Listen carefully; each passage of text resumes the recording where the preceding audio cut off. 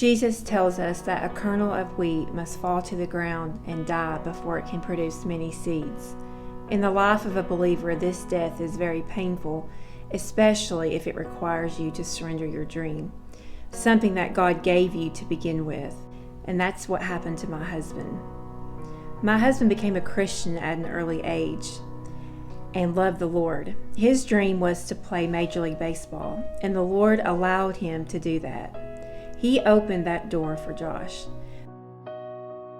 But just as God opened the door, He closed it, requiring Josh to leave the game that he loved. When the Lord created circumstances for Josh to leave professional baseball, Josh recognized what God was doing, and he said yes to the Lord's calling.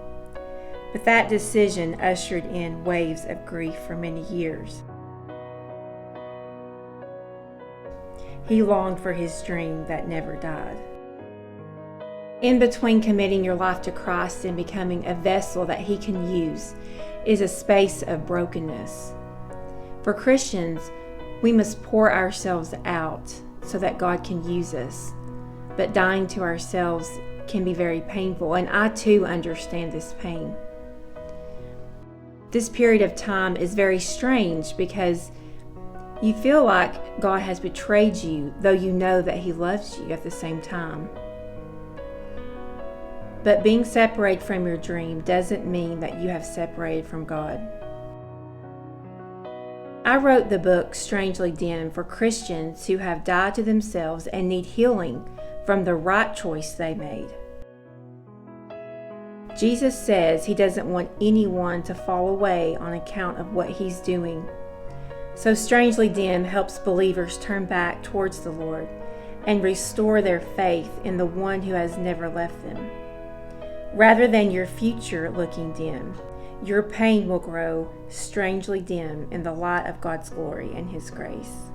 We read about the disciples, how they followed Jesus. They dropped their nets, and without questioning where they were going, they followed Him. One place they followed the Lord was onto a boat, and the Lord told them that they were going to go to the other side.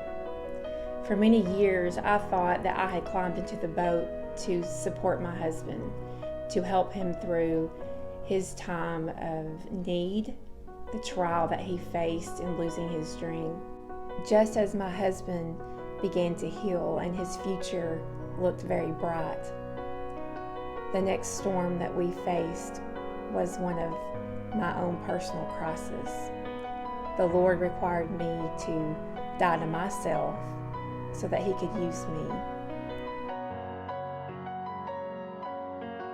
No matter what we're going through or how our circumstances may change, God's purpose for all Christians remains the same, and that is to stay committed to Him to the very end.